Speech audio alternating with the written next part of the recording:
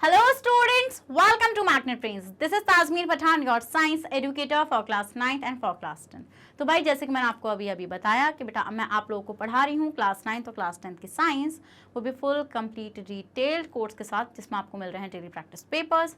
Students अगर आप लोग सीबीएसई बोर्ड से आते हैं, हम आपको केजी से लेकर क्लास 12 तक की free of cost classes provide कराते हैं। और अगर आप लोग स्टेट बोर्ड से आते हैं जैसे कि MP board, UP board, Bihar board, Delhi board and Rajasthan board, तो हम लोग आपको प्रोवाइड कराते हैं बेटा 6 से लेकर क्लास 12 तक की free of cost classes. Students अगर आपको e books and e notes चाहिए then the link is given in the description box, जाइए और जल्दी से उसको ग्रैब कर लीजिए। और आप हमें फॉलो कर सकते हैं through YouTube, Facebook, Instagram, Twitter, Telegram and WhatsApp. जल्दी से जाकर इन सब पर हम लोगों को फॉलो भी कर लीजिए जिससे आप हमारे सारे नोटिफिकेशन से अपडेटेड रहें। तो students without any further delay शुरू करते हैं आज का धमाकेदार सेशन, जिसके अंदर हम लोग डिस्कस करने जा रहे हैं बेटा assertion and reason based questions. क्या देखेंगे आज के सेशन में? आज के सेशन में देखेंगे assertion and reason based question को, और इसको कर लेंगे बिल्कुल मास्टर। चलिए भाई शुरू करते हैं। सो स्टूडेंट्स, आपके सामने assertion and reason based question है, तो देखते हैं क्वेश्चन नंबर 1 हमारा क्या कह रहा है। Let's start the question. Question number 1 है, ओके, असर्शन है If the net external force on the body is 0, then its acceleration is 0. Okay. ये बोल रहे हैं कि अगर किसी बॉडी का नेक्स्ट एक्सटर्नल फोर्स 0 होता है, क्या अगर किसी बॉडी का नेक्स्ट एक्सटर्नल फोर्स 0 होता है तो उसका एक्सेलरेशन भी 0 होता है। देखिए बेटा, मैंने आपको एक बात बताई थी, फोर्स और एक्सेलरेशन का रिलेशन होता है F = ma। क्या? F = ma। So if the force is 0, then the acceleration will also 0, है ना। अगर आप फोर्स ही नहीं लगा रहे तो बॉडी मूव कहां से करेगी, कहां से उसके अंदर एक्सेलरेशन आएगा? बिल्कुल सही बात है, because acceleration does not depend on force. ये बोल रहे हैं क्योंकि एक्सेलरेशन फोर्स पर डिपेंड नहीं करता। बेटा अगर एक्सेलरेशन फोर्स पर डिपेंड नहीं करता ना, तो कभी भी फोर्स के 0 होने से एक्सेलरेशन 0 नहीं हो सकता था, ठीक है। और आप फॉर्मूले में से भी देख पा रहे हैं कि F = ma। क्या? F = ma। समझ गए? समझ गए नहीं समझ गए? बताइए जल्दी से। तो आप जितना ज्यादा फोर्स लाएंगे उतना ही ज्यादा एक्सेलरेशन होगा, ठीक है। तो आंसर क्या हो जाएगा बेटा इसका आंसर हो जाएगा आपका सी, के जहां पर आपका असर्शन तो सही है बेटा बट रीजन आपका फॉल्स है, ठीक है। अगर यहां पर लिख देते ये डज डिपेंड्स ऑन, ठीक है, तब हम मान लेते, समझ गए? इजी है, ओके। नेक्स्ट क्वेश्चन, चलिए नेक्स्ट क्वेश्चन है assertion. A rocket work on the principle of conservation of linear momentum. बेटा रॉकेट जो है वो कौन से प्रिंसिपल पर काम करता है? कंजर्वेशन ऑफ लीनियर मोमेंटम पर काम करता है, for sure. Conservation of linear momentum बेटा आपको क्या बताता है कि before collision and after collision जो आपका मतलब कि मोमेंटम होगा वो आपका कंजर्व हो जाता है, ठीक है। ये चीज आपको बताता है ये, बिल्कुल। तो इसका मतलब असर्शन तो बिल्कुल सही है। मैंने आपको बताया था लीनियर मतलब कि conservation of linear momentum is as like as Newton's third law of motion. If there is an action तो इक्वल एंड अपोजिट रिएक्शन उसका आपको देखने के लिए मिल जाएगा। समझ में आया? Okay. Reason for two bodies system where there is a change in momentum of one body the same change occur in the momentum of the second body but in the opposite direction. बिल्कुल सही बात है बेटा। अगर दो bodies हैं तो उन दो बॉडीज में देखेंगे कि अगर किसी एक बॉडी में कोई चेंज आया है तो इक्वल एंड अपोजिट चेंज दूसरी बॉडी में भी आएगा, ठीक है, बट अपोजिट डायरेक्शन में। क्या? बट अपोजिट डायरेक्शन में। तो इसका आंसर क्या होगा बेटा? इसका आंसर हो जाएगा आपका ए। जब तो हम इसको बोलते हैं कि रॉकेट जो कौन से प्रिंसिपल पे काम करता है, principal on the conservation of linear momentum, ठीक है। समझ में आया? ओके मैम, बिल्कुल समझ में आ गया। नेक्स्ट आते हैं बेटा आपका क्वेश्चन नंबर 3 और देखते हैं क्वेश्चन नंबर 3 क्या कह रहा है। Assertion a quick collision between two bodies is more violent. ये बोल रहे हैं एकदम से जो दो बॉडीज आ रही हैं वो एकदम से अगर वो टकराएंगी तो उनका जो इम्पैक्ट होगा वो ज्यादा खतरनाक होगा देन अ स्लो कॉलिजन। अगर कोई धीरे कोई बॉडी आ रही है वो टकरा रही है, फॉर श्योर। मैंने आपको बताया था बेटा कि अगर कोई ज्यादा तेज वेलोसिटी से है तो वो ज्यादा तगड़ा मोमेंटम क्रिएट करेगी। Even when the initial and final velocities are identical, भले से आपकी फाइनल और इनिशियल मोमेंटी जो वेलोसिटीज है वो आइडेंटिकल है, उससे कोई फर्क नहीं पड़ता, ठीक है। मान लो आपके पास इनिशियल वेलोसिटी मान लो 5 मीटर पर सेकेंड थी, ठीक है, और फाइनल वेलोसिटी मान लो 10 मीटर पर सेकेंड थी, but the point is this कि अगर गाड़ी की स्पीड तेज है, क्या गाड़ी की स्पीड मतलब कि बहुत एकदम से क्विक कॉलिजन हुआ, एकदम से टकराई है वो, तो उसका इंपैक्ट ज्यादा होगा for sure, because the rate of change of momentum which determine the force is greater than the first case. क्योंकि ऐसा क्यों होगा बेटा? पहली वाली जब टकराई है उसका इंपैक्ट ज्यादा क्यों होगा? इसका रीजन ये लोग बोल रहे हैं क्योंकि जो उसमें मोमेंटम का जो चेंज है, जो rate of change of momentum है बेटा, वो क्या होगा हम देखेंगे कि वो उससे ज्यादा फोर्स क्रिएट होगी। देखो आपको एक बात बताई थी मैंने बेटा कि आपकी जो फोर्स होती है वो डायरेक्टली प्रोपोर्शनल होती है to the change in momentum के, मतलब कि जितना ज्यादा चेंज उतनी ग्रेटर फोर्स, क्या, जितना ज़्यादा चेंज होगा बेटा उतनी ही ग्रेटर फोर्स होगी। तो बिल्कुल सही बात है बेटा, पहले केस में मोमेंटम का चेंज जो होगा वो बहुत ज़्यादा तगड़ा होगा, इसलिए हम देखेंगे वहाँ पे ज़्यादा फोर्स अप्लाई होगी, फोर्स वहाँ पे ज़्यादा होगी as compare to the second case. तो हम देखेंगे यहाँ पे असर्शन भी सही है बेटा, रीजन भी सही है, और रीजन बिल्कुल करेक्ट एक्सप्लेनेशन है बेटा किसका, असर्शन का। समझ पाया, बिल्कुल। नेक्स्ट देखते हैं क्वेश्चन नंबर 4। असर्शन है बेटा, when a firefly hits a bus each of them exert the same force. For sure, मान लो एक फायरफ्लाई उड़ती हुई आ रही है और इधर साइड से बस आ रही है, और जब वो आपस में टकराएंगे तो वो इक्वल मतलब बिल्कुल इक्वल फोर्स को प्रोड्यूस करेंगे, मतलब जितना ट्रक लगाएगा, जितनी बस लगाएगी उतना ही फायरफ्लाई भी लगाएगी। बट हम ये देखेंगे बेटा फायरफ्लाई की फिर भी डेथ हो जाएगी। अब आप बोलेंगे ऐसा क्यों? क्योंकि बेटा फायरफ्लाई का मास कम था। मैंने आपको क्या बताया था? मैंने आपको ये चीज़ बताई कि अगर किसी बॉडी का मास हैवी है और उसकी वेलोसिटी भी ज़्यादा है तो उसका जो इम्पैक्ट होगा वो बहुत ही ज़्यादा खतरनाक होगा। फायरफ्लाई की वेलोसिटी तो ज़्यादा थी, बट एक प्रॉब्लम वहाँ पे उसका मास कम था, तो वहाँ पर जो इम्पैक्ट होगा वो कुछ ज़्यादा ही खतरनाक होगा, इवन फायरफ्लाई की डेथ हो जाएगी। ठीक है, so firefly has more mass as compare to the windshield. बेटा विंडशील्ड जो होती है आगे, क्या उससे ज़्यादा मास है इसका? आगे जो शीशा लगा हुआ होता है गाड़ियों में, क्या उससे ज़्यादा मास है फायरफ्लाई का? हाँ, तो बेटा यहाँ पर रीजन बिल्कुल गलत है। ठीक है, असर्शन बिल्कुल सही है और रीजन क्या हो जाएगा, बिल्कुल आपका गलत हो जाएगा। ठीक है, but according to the third law of Newton जो कहता है कि अगर कोई आपने एक्शन करा है तो उसका इक्वल एंड अपोजिट रिएक्शन भी आपको देखने के लिए मिलेगा। ठीक है, सो ये उसी का एग्जाम्पल था एक फायरफ्लाई वाला। नेक्स्ट आते हैं बेटा क्वेश्चन नंबर 5 और देखते हैं assertion linear momentum is conserved in both elastic and inelastic collisions. Okay, ये बोल रहे हैं बेटा लीनियर मोमेंटम कंजर्व होता है इलास्टिक और इनइलास्टिक कॉलिजन्स में, because total energy is conserved in all collision. बेटा देखो सिंपल सी बात मैं आपको बताती हूँ, ठीक है, कि आपका यहाँ पर हम लोग ये चीज़ ऑब्जर्व करते हैं कि बेटा हम लोग यहाँ पे ये चीज़ ऑब्जर्व करेंगे कि इन कॉलिजन्स में जब तक आपको एक्सटर्नल फोर्स अप्लाई नहीं करेंगे तो बेटा हम लोग यहाँ पे क्या देखेंगे कि आपका जो मोमेंटम है वो कंजर्व रहेगा। मतलब असर्शन तो बिल्कुल सही है, बिल्कुल सही बात है, बट इसका रीजन क्यों गलत हुआ बेटा? क्योंकि ये इसको एक्सप्लेन थोड़ी कर रहा है। मैंने आपको एक्सप्लेनेशन क्या बताई है? क्योंकि कोई एक्सटर्नल फोर्स अप्लाई नहीं किया जाएगा, ये इसका रीजन होगा। बट ये रीजन क्या दे रहे हैं? Total energy is conserved in all collision. बात इनकी बिल्कुल सही है कि सारे कॉलिजन के अंदर जो एनर्जी होती है आपकी वो कंजर्व होती है, but this reason is not the correct explanation for the assertion here. इसका रीजन क्या हो जाएगा कि क्योंकि कोई नेट एक्सटर्नल फोर्स अप्लाई नहीं की जा रही है। ठीक है, नेक्स्ट आते हैं क्वेश्चन नंबर 6 और देखते हैं assertion force required to accelerate a mass in two perpendicular direction is never same. ठीक है, ये बोल रहे हैं बेटा जो आपको फोर्स रिक्वायर्ड है एक्सेलरेट करने के लिए मास को परपेंडिकुलर डायरेक्शन में, परपेंडिकुलर क्या होता है? This one. ठीक है, this one, because the presence of g will not influence the acceleration. ठीक है, ये बोल रहे हैं कि जी होता है बेटा ग्रेविटी, ग्रेविटी ये बोल रहे हैं कि ग्रेविटी का इन्फ्लुएंस, ग्रेविटी कभी भी एक्सेलरेशन को इन्फ्लुएंस नहीं करेगी। तो बेटा सबसे पहली बात तो इनका रीजन ही फॉल्स हो गया यहाँ पे। ठीक है, क्योंकि ग्रेविटी जो होती है वो एक्सेलरेशन को इन्फ्लुएंस करती है। ठीक है, ये मैं आपको जब बताऊंगी, जब मैं आपको नेक्स्ट चैप्टर पढ़ाऊंगी ग्रेविटेशन, उसमें आपको अच्छे समझ में आएगा किस तरीके से ग्रेविटी आपके एक्सेलरेशन को अफेक्ट कर रही है। ठीक है, तो हम यहाँ पे देखते हैं बेटा कि जो आपकी ग्रेविटी होती है वो एक्सेलरेशन को अफेक्ट करती है पूरी तरीके से। ठीक है, अगर मान लो कोई रेजिस्टेंस फोर्स नहीं है तो ग्रेविटी पूरी तरीके से कोशिश करती है उस ऑब्जेक्ट के एक्सेलरेशन को बढ़ाने के लिए। समझ के वाला पॉइंट आप लोग ये नहीं समझ गए? मान लो मैंने कोई चीज़ ऊपर से ड्रॉप करी तो ऊपर से इतनी तेजी से नीचे क्यों आती है? क्योंकि ग्रेविटी उस ऑब्जेक्ट की एक्सेलरेशन पे अफेक्ट कर रही है। ठीक है, हम ये देखते हैं बेटा आपका अगर आपका भारी है ऑब्जेक्ट या फिर आपका हल्का है ऑब्जेक्ट, ठीक है, तो अलग अलग तरीके से उनका इंपैक्ट हमें देखने के लिए मिलता है। आदर्शन बिल्कुल सही है बेटा कि जो फोर्स रिक्वायर्ड होगी वो कभी भी सेम नहीं होगी।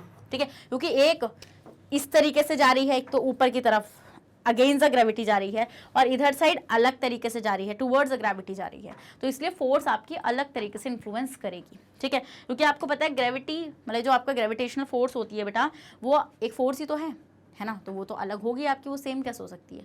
वो अलग तरीके से एक्सेलरेशन को चेंज करेगी। नेक्स्ट आते हैं question number 7। A quick collision between two bodies is more violent than a slow collision even when the initial and final velocities are same, so rate of change of momentum determines the force. ये बोल रहे हैं बेटा quick collision अगर होगा, ठीक है, तो हम यहाँ पे क्या देखते हैं कि आपका मोर वॉलेंट इफेक्ट होगा। ये मैंने आपको बताई थी ये वाली बात, अभी एक क्वेश्चन में आया था, बट इस बार रीजन इन्होंने चेंज कर दिया। इन्होंने रीजन दिया है कि मोमेंटम का चेंज जो होगा वो फोर्स को डिटरमिन करता है। ये बात बिल्कुल सही है बेटा कि मोमेंटम का चेंज आपके फोर्स को डिटरमिन करता है, बिल्कुल सही इसका एक्सप्लेनेशन ये हो जाएगा। क्योंकि आपको पता है क्विक कॉलिजन का मतलब क्या है? टकराना, बहुत तेजी से टकराना, एकदम से टकरा जाना, और स्लो कॉलिजन बहुत धीमे से टकराना।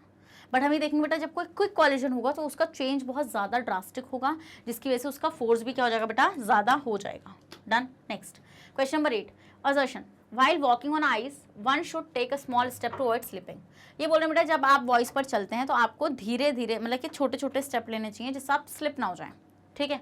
Because smaller step ensure smaller friction, क्योंकि ऐसा क्यों होता है बेटा कि आपके जो स्मॉलर स्टेप होंगे वो स्मॉलर फ्रिक्शन को क्रिएट करेंगे। तो बिल्कुल सही आंसर हो जाएगा बेटा। आपको पता है कि जब आपकी आइस आ जाएगी या वाटर का वो आ जाएगा तो फ्रिक्शन फोर्स आपकी क्या हो जाएगी, उसका कॉन्टेक्ट खत्म हो सकता है, ठीक है। तो अगर आप इस तरीके से प्रेशर बनाएंगे तो आपको पता है आप ग्राउंड पर प्रेशर लगाएंगे तो ग्राउंड आपको फॉरवर्ड पुश कर देगा, बट फ्रिक्शन फोर्स की वजह से आपका वो जो प्रेशर है वो कम रहता है, मतलब कि आप थोड़ा स्टेबल होकर चल पाते हैं, ठीक है।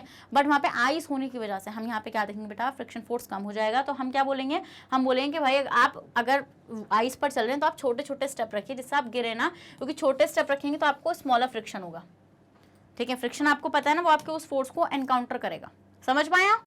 नेक्स्ट आता है बेटा क्वेश्चन नंबर 9 और देखते हैं क्वेश्चन नंबर 9 क्या कह रहा है। Impulse is equal to change in momentum. Okay, ये बोले इम्पल्स जो होता है बेटा वो किसके इक्वल होता है, चेंज इन मोमेंटम के। देखो इम्पल्स क्या होता है, सबसे पहली बात इम्पल्स एक बहुत ही लार्ज फोर्स है जो बहुत ही छोटे टाइम के लिए लगाई गई है, ठीक है। ये होता है आपका क्या, इम्पल्स। तो हम ये देखते हैं इम्पल्स होगा बेटा वो चेंज इन मोमेंटम के इक्वल होगा फॉर श्योर बेटा। आपको पता है ज़्यादा फोर्स लगाने से मोमेंटम में चेंज भी आपका ज़्यादा आएगा, तो वो इक्वल होता है चेंज इन मोमेंटम के। बिल्कुल सही बात है, असर्शन। रीजन है impulse and momentum have a different SI units. ये बोल रहे हैं बेटा इम्पल्स और मोमेंटम की डिफरेंट एसआई यूनिट्स होती हैं। बेटा ये स्टेटमेंट बिल्कुल गलत है। इम्पल्स और मोमेंटम की क्या होती हैं, सेम एसआई यूनिट्स होती हैं। तो असर्शन सही है बट रीजन आपका क्या हो जाएगा, गलत हो जाएगा।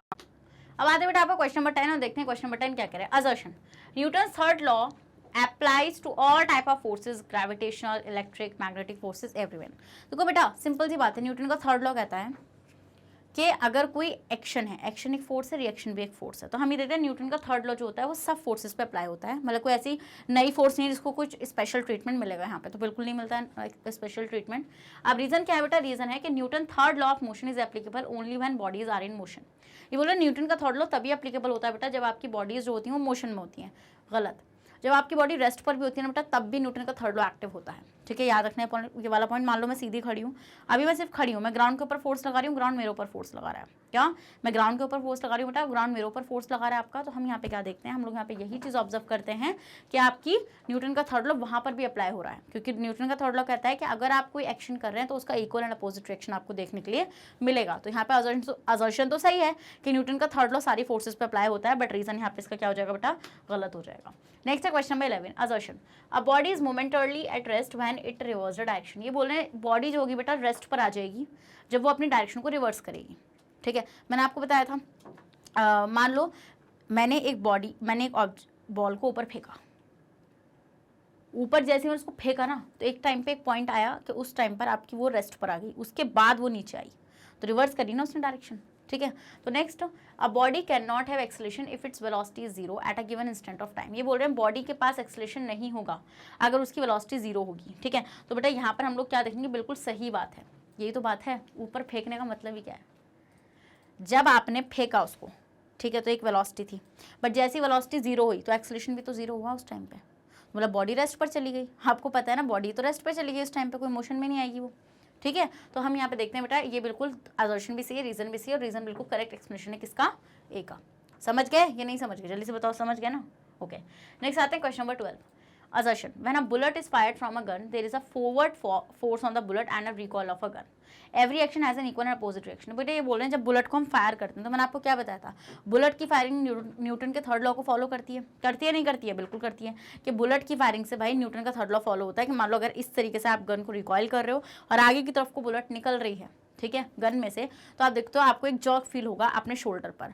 वो जर्क क्या होगा बेटा, वो जर्क होगा क्योंकि जितनी फोर्स से आगे बुलेट निकली है उतनी ही equal and opposite force gun आपके ऊपर लगाने की कोशिश करेगी, है ना। मतलब कि बुलेट लगा के जितनी वो आगे निकली उतना ही वो पीछे धक्का देके जाएगी, ठीक है। ऐसा क्यों होता है बेटा, क्योंकि हम देखते हैं यहाँ पे कि इक्वल एंड अपोजिट जो आपकी फोर्सेज होती हैं वो एक दूसरे पर अप्लाई होती हैं, ठीक है, on the two different bodies. Next आते हैं बेटा आपका question number 13, When astronauts throw something in space। ये बोल रहे हैं जब कोई एस्ट्रोनॉट जो होता है किसी चीज़ को स्पेस में फेंकता है, so object would continue moving in the same direction and with the same speed. तो हम ये देखते हैं बेटा जो आपका ऑब्जेक्ट होता है वो सेम डायरेक्शन में और सेम स्पीड से मूव कर रहा होता है, ठीक है। The acceleration of an object produced by a net applied force is directly related to the magnitude of the force and inversely related to the mass of the object। फिर ये बोल रहे हैं बेटा जो आपका एक्सेलरेशन होता है ऑब्जेक्ट का, जब कोई भी आपने फोर्स लगाया और उस फोर्स को लगाने के बाद जो एक्सेलरेशन उस ऑब्जेक्ट का आया, तो हम ये देखते हैं वो उस फोर्स के मैग्नीट्यूड के डायरेक्टली प्रोपोर्शनल होता है और मास के इनवर्सली प्रोपोर्शनल होता है। ठीक है, तो बेटा हम यहाँ पे क्या देखेंगे, बात बिल्कुल सही है, बट ये इसका कोई तुक नहीं बिठाती। ठीक है, क्योंकि हम देखते हैं बेटा स्पेस में जब एस्ट्रोनॉट किसी चीज़ को फेंकेगा तो वो आपकी सेम स्पीड से क्यों मूव करेगी, because there is a no external force या फिर there is a no resistance there. ठीक है, तो हम यहाँ पे क्या देखेंगे, वो आपकी एक सेम स्पीड से और सेम क्या मतलब कि डायरेक्शन में चलती चली जाएगी। अब कुछ तो हो मतलब उसको काउंटर करने के लिए। ठीक है, और यहाँ पे बिल्कुल बात है बेटा F = ma होता है नहीं होता है। तो अगर एक्सेलरेशन और मास की बात करेंगे बेटा, तो मास और एक्सेलरेशन का इन्वर्स का रिलेशनशिप होता है। क्यों? क्योंकि बेटा मास ज़्यादा है तो एक्सेलरेशन कम है, उतनी ही कम तेज़ी से वो बॉडी मूव करेगी या नहीं करेगी, बताओ ज़रा मुझे जल्दी से बात करेगी। और जितना ज़्यादा फोर्स होगी बेटा उतना ही ज़्यादा आपका एक्सेलरेशन होगा। अब मान लो आप किसी बॉडी को धकेलना चाह रहे हो इस तरीके से, है ना, तो बेटा आप उसको ज़्यादा फोर्स लगाओगे तो वो ज़्यादा जल्दी आगे चली जाएगी। ठीक है, तो हम देखेंगे यहाँ पे असर्शन भी सही है, रीज़न भी सही है, बट रीज़न करेक्ट एक्सप्लेनेशन नहीं है असर्शन का। नेक्स्ट आते हैं question number 14। A large number of concurrent forces acting on the same point of the object, then the object will be in equilibrium if sum of all the forces is equal to 0। ठीक है, ये बेटा equilibrium का मतलब होता है balance. क्या equilibrium का मतलब क्या होता है, बैलेंस होना। ठीक है, तो ये बोल रहे हैं कि लार्ज नंबर ऑफ फोर्सेज अगर किसी सेम पॉइंट ऑफ ऑब्जेक्ट पर एक्ट करें, मतलब कोई ऑब्जेक्ट है और उस पर बहुत सारी फोर्सेज एक साथ एक्ट कर रही हैं, सो जो ऑब्जेक्ट है वो आपका इक्विलिब्रियम में आ जाएगा। क्योंकि जब बहुत सारी फोर्स एक साथ एक्ट कर रही है बेटा, तो हम यहाँ पे क्या देखेंगे कि सारी फोर्सेस का सम 0 हो जाएगा। ओके, नेक्स्ट ये इनका कहना है असर्शन में। रीजन इनका ये है कि equilibrium of a particle in mechanics refer to the situation when net external force on the particle is non zero. ये बोल रहे हैं बेटा इक्विलिब्रियम का मतलब ये होता है किसके अंदर, मैकेनिक्स के अंदर। ठीक है, mechanics is a branch of physics, जहाँ पे बोल रहे हैं कि इक्विलिब्रियम का मतलब ये होता है कि आपके जो पार्टिकल है उस पर कोई जो आपकी एक्सटर्नल फोर्स है वो कितनी है, वो नॉन जीरो है। बेटा रीजन इनका गलत है। इक्विलिब्रियम का मतलब ही ये है कि फोर्स 0 है। इक्विलिब्रियम का मतलब क्या है कि कोई, एक बात बताओ, अगर इक्विलिब्रियम में, इक्विलिब्रियम मतलब क्या है कि स्टेट ऑफ एक तरीके से वो कोई आपको मोशन नहीं करके दे रही है, बिल्कुल इक्विलिब्रियम में है वो। ठीक है, जैसे केमिस्ट्री में इक्विलिब्रियम क्या होता है, मान लो ए से कोई चीज़ बन रही है बी, ठीक है, तो अगर मान लो ये बी थोड़ी एक्स्ट्रा बन जाएगी ना तो वापस ये ए में कन्वर्ट हो जाएगी, तो मतलब एक इक्विलिब्रियम आ गया, एक बैलेंस आ चुका है। ठीक है, और ये बैलेंस कब आता है बेटा, ये बैलेंस जब आता है जब आपकी जो आपकी फोर्स होती है क्या वो किसके इक्वल हो जाती हैं, जीरो के इक्वल हो जाती हैं, क्योंकि सारी की सारी फोर्स एक दूसरे को काउंटर कर रही होती हैं। ठीक है, तो आपका असर्शन तो सही है बट रीजन हो जाएगा गलत। नेक्स्ट आते हैं क्वेश्चन नंबर 15 और देखते हैं क्वेश्चन नंबर 15 क्या कह रहा है। When we sit on a chair, okay, assertion है हम जब चेयर पर बैठेंगे, so our body exert a force downward, तो हमारी बॉडी नीचे की तरफ को फोर्स लगाएगी। That chair needs to exert an equal upward to the chair will collapse. और हम ये देखेंगे बेटा चेयर जो है वो चेयर क्या करेगी, चेयर उसके ऊपर अपवर्ड फोर्स लगाएगी, है ना, या फिर चेयर टूट जाएगी, सिंपल सी बात है। So the third law says that for every action there is an equal and opposite reaction. तो बेटा आंसर क्या होगा, ये होगा। भाई सिंपल सी बात है, आप चेयर पे बैठे हुए हो, आप चेयर पे जितनी भी फोर्स अप्लाई कर रहे हो, इक्वल एंड अपोजिट फोर्स को अप्लाई किया जाएगा मतलब किसके ऊपर, आपके ऊपर, चेयर के थ्रू।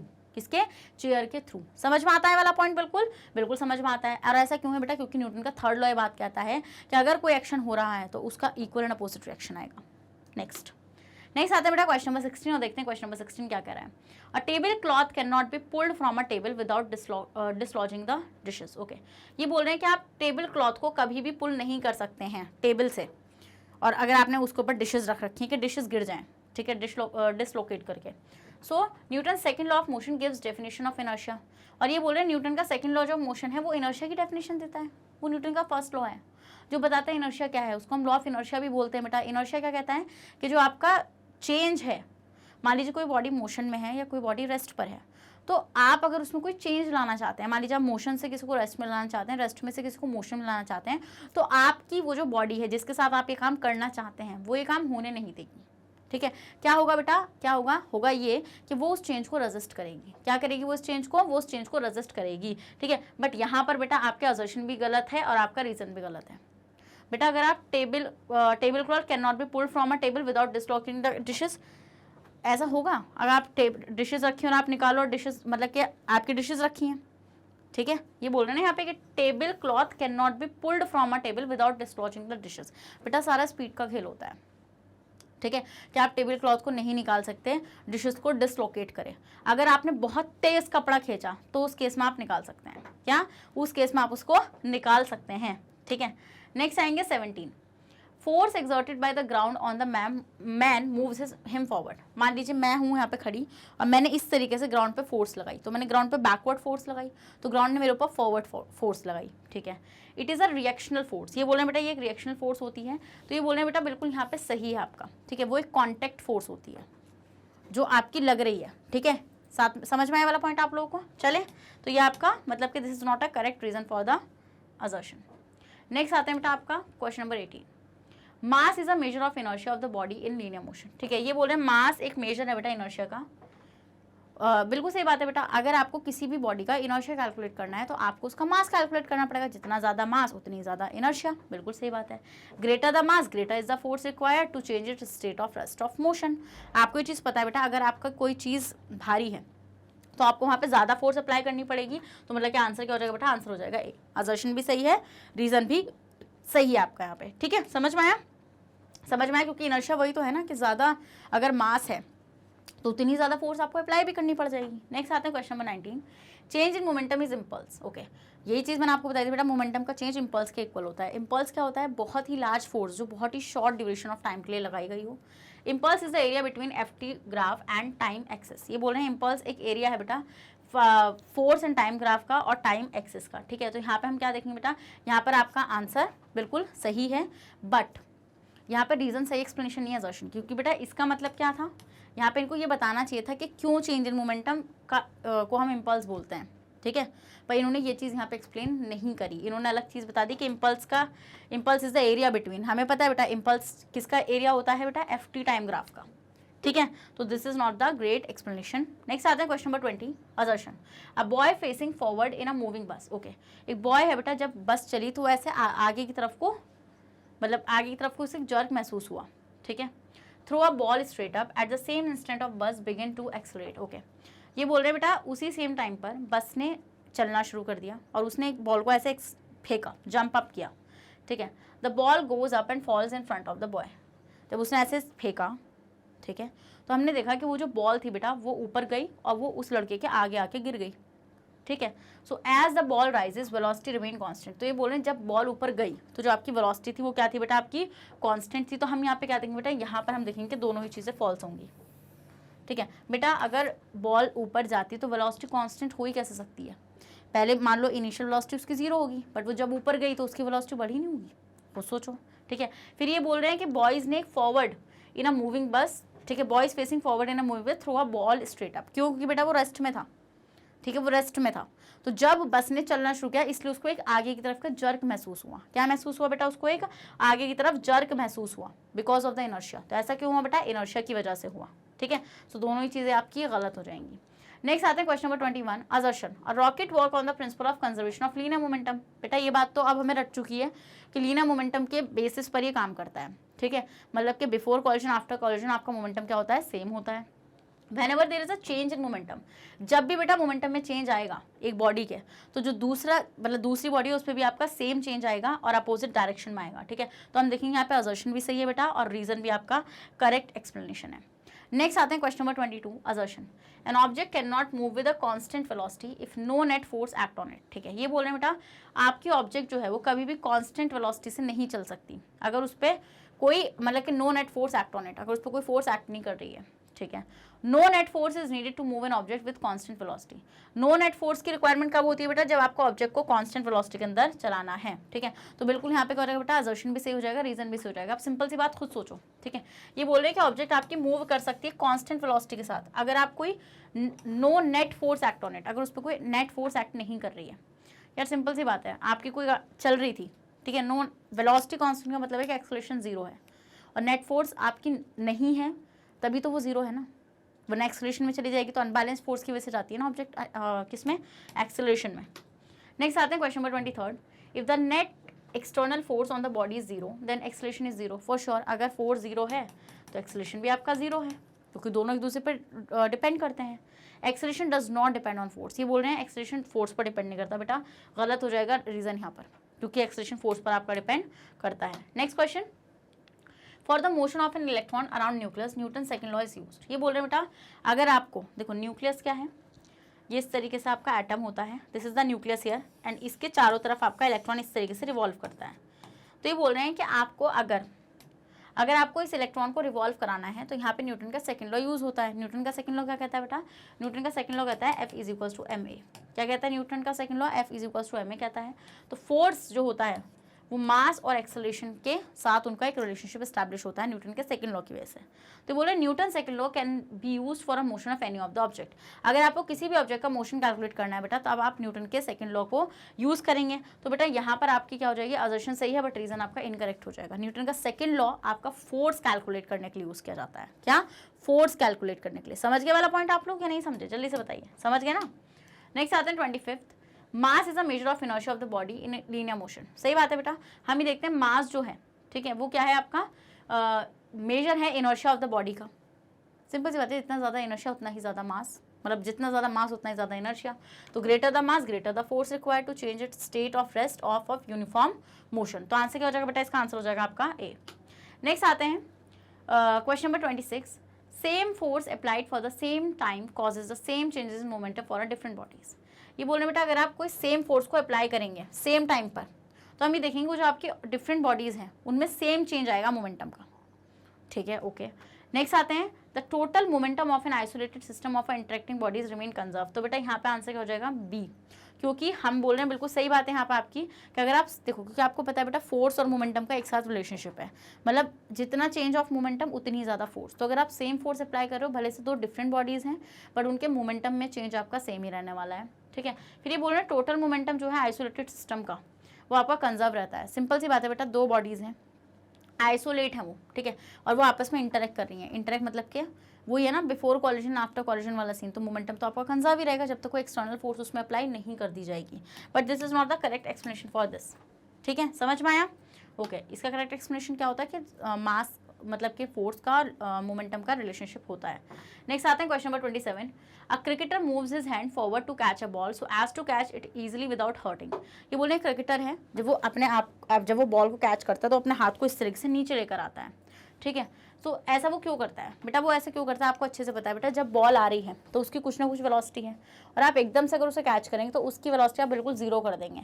और वेलोसिटी जीरो होने का मतलब क्या है बेटा? एकदम से चेंज जो होगा मोमेंटम में वो बहुत ज़्यादा बड़ा होगा, और बड़े चेंज होने की वजह से फोर्स बहुत ज़्यादा हो जाएगी, क्योंकि आपको पता है बेटा फोर्स और चेंज इन मोमेंटम का डायरेक्टली रिलेशन है। ये जितना ज़्यादा लार्ज होगा उतनी ही ज़्यादा फोर्स होगी, और फोर्स जितनी ज़्यादा होगी उतना ही तगड़ा प्लेयर के हार्ट बोल रही हूँ, हाथ में दर्द हो जाएगा।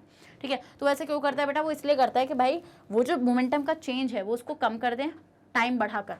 ठीक है, आपको पता है बेटा पूरा फॉर्मूला होता है ये, तो वो टाइम बढ़ा देगा तो आपका मोमेंटम का चेंज कम हो जाएगा, फोर्स भी आपकी कम हो जाएगी। समझ गए? So he tries to decrease the distance travelled by the ball so that it hurts less. वो क्या कर रहा है बेटा? वो आपका डिक्रीज कर रहा है distance travelled by the ball. तो बेटा यहाँ पे हम देखेंगे रीजन आपका बिल्कुल करेक्ट है बट असर्शन आपका बिल्कुल गलत है। अब cricketer moves his hand forward, इसने क्या बोला? मैंने बैकवर्ड की बात करी, इसने बोला फॉरवर्ड। ऐसे ऐसे भैया वो ऐसे पकड़ेगा ना तो हाथ की हड्डी टूट के आ जाएगी अलग। ठीक है, एक्सरे वाले को दिखाना पड़ जाएगा, बैकवर्ड लाएगा यहाँ पे। ठीक है, बैकवर्ड आएगा तब आपका रिएक्शन वो क्या हो जाएगा? बिल्कुल सही हो जाएगा। ठीक है, समझ गए? बिल्कुल। नेक्स्ट आते हैं question number 28, the two bodies of masses m and m. Okay, capital m और स्मॉल एम, और ये यहाँ पे जो दिखा रखा है ना एरो कि आपका बड़ा वाला एम ज़्यादा है छोटे वाले एम से, are allowed to fall from the same height. इनको दोनों को सेम ऊपर से भेज दिया है। ठीक है, सेम हाइट से फेंका है। मान लो मेरे हाथ में एक में बॉल है और एक में फेदर है। ठीक है, ओके, फेंक दिया मैंने ऊपर से। और if the air resistance for each be the same, और एयर रेजिस्टेंस जो है, एयर रेजिस्टेंस मतलब कि एयर जो रोकेगी, एयर रोकेगी ना उनको, तो एयर रेजिस्टेंस जो है बेटा वो दोनों के लिए सेम है। तो ये बोल रहे हैं कि जो आपकी दोनों बॉडीज़ हैं वो एक साथ अर्थ पर आएंगी। ठीक है, तो for same air resistance acceleration of both the bodies will be same. तो ये बोल रहे हैं कि जब आपका एयर रेजिस्टेंस सेम होगा तो जो एक्सेलरेशन होगा बॉडी का वो बिल्कुल सेम रहेगा। बेटा हम यहाँ पे क्या देखेंगे? इसका आंसर होगा ए। क्यों? क्योंकि बेटा यहाँ पर रिलेशनशिप है सीधा ग्रेविटी के साथ।